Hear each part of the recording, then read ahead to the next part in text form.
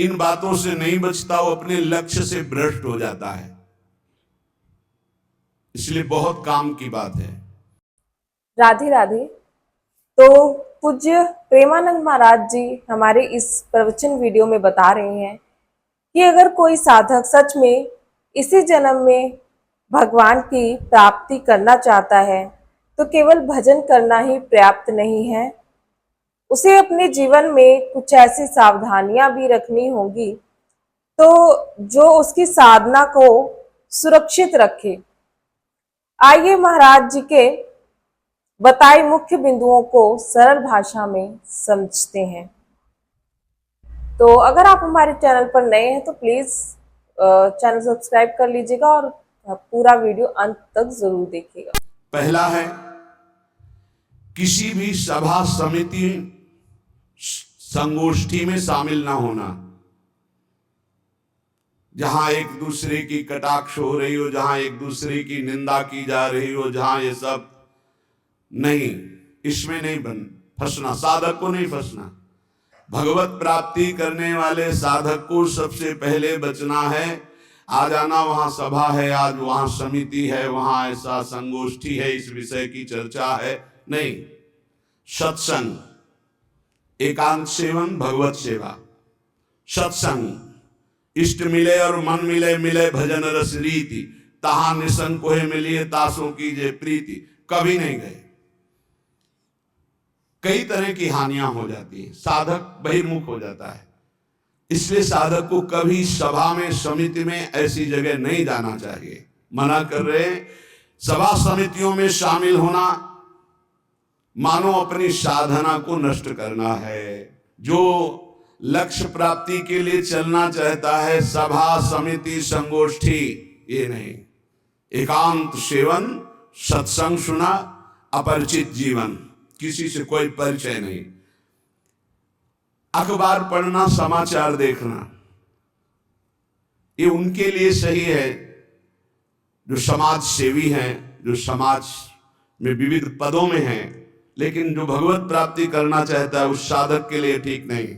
ना समाचार पत्र पढ़ना और ना समाचार सुनना, ना समिति सभा में जाना, ना किसी राजनीतिक या व्यवहारिक संगोष्ठी को सेवन करना, नहीं। हम सबके हृदय में विराजमान उस परमात्म तत्व को जागृत करने के विषय में बोलते हैं। सबका हृदय मंदिर बने और सबके हृदय रूपी मंदिर में भगवान का प्रादुर्भाव, केवल उसकी चर्चा होती है।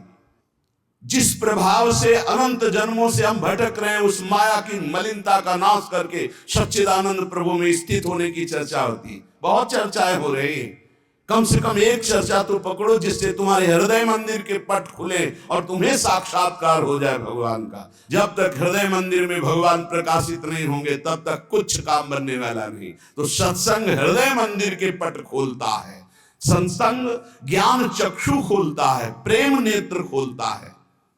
सभा समितियों में जाना, पक्ष विपक्ष की वार्ता करना, समाचार पत्र पढ़ना, समाचार देखना, इस साधक को छोड़ देना चाहिए।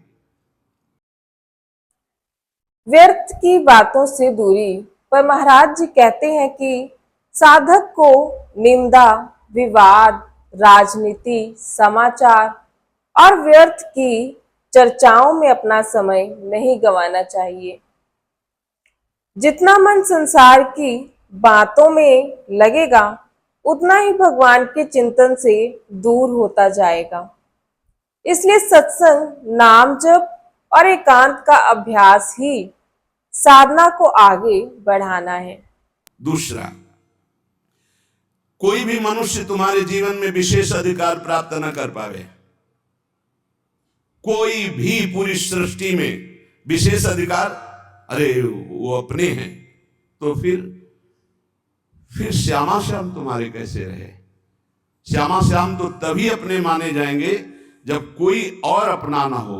मेरे तो गिरधर गोपाल दूसरो न कोई, सिद्ध महान प्रेम रस में डूबी हुई मीरा जी के वचन है। मेरे तो गिरधर गोपाल दूसरो न कोई।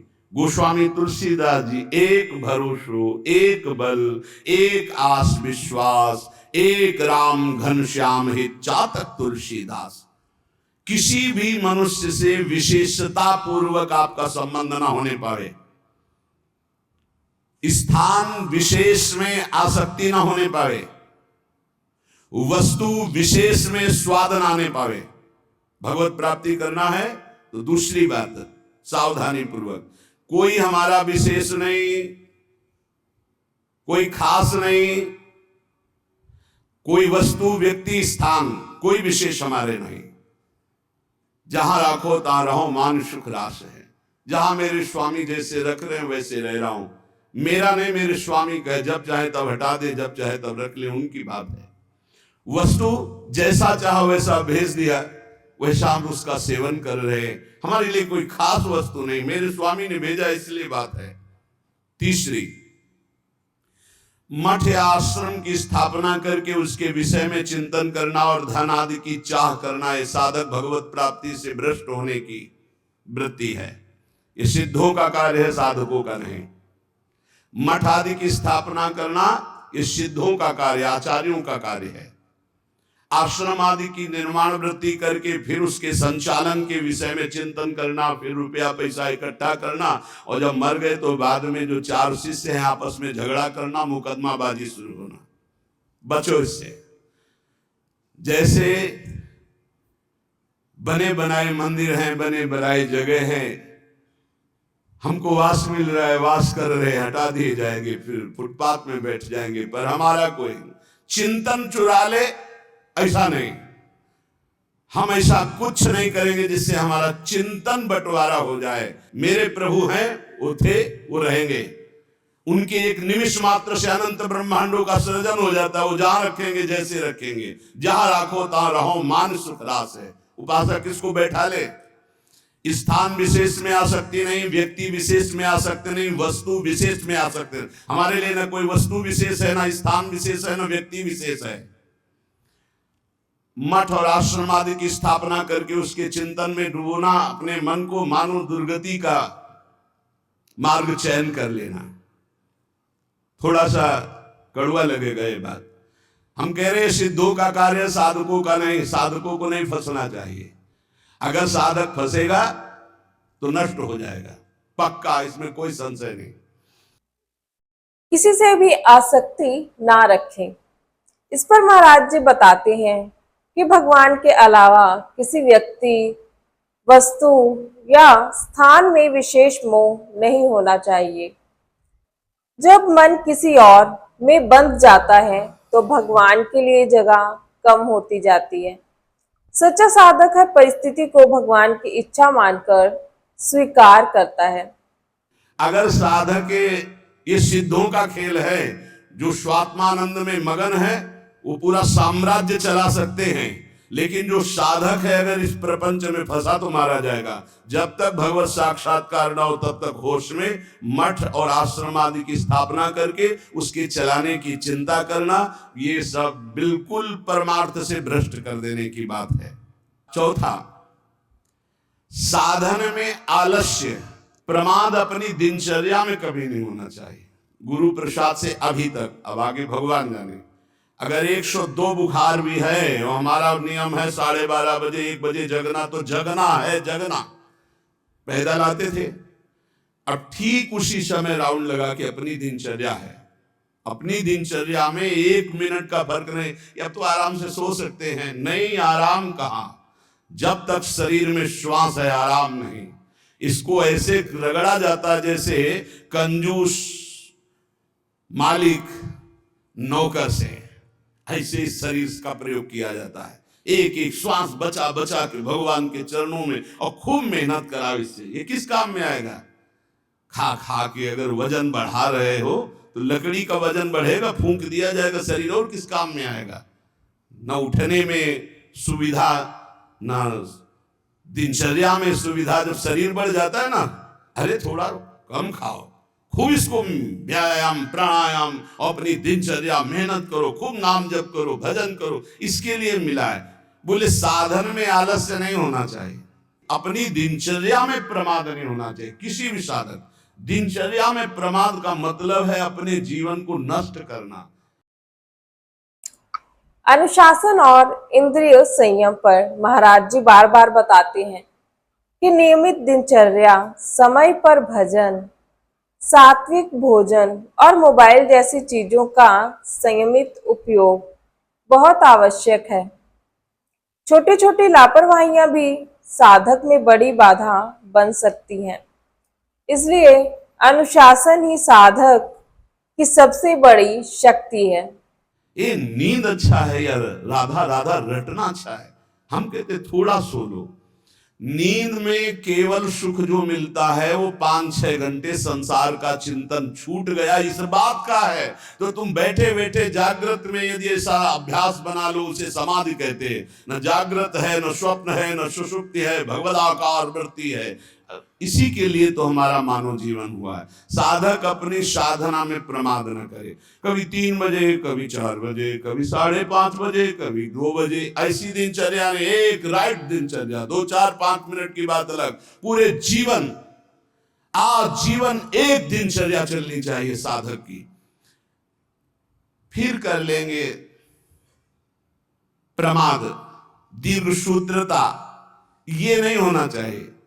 11 माला कहा है, आज 5 माला हुए, कोई कल 11 और 6, फिर कल जब 11 और 6 पूर्ति कर रहे तो 6 पूरे, 11 फिर आगे कर।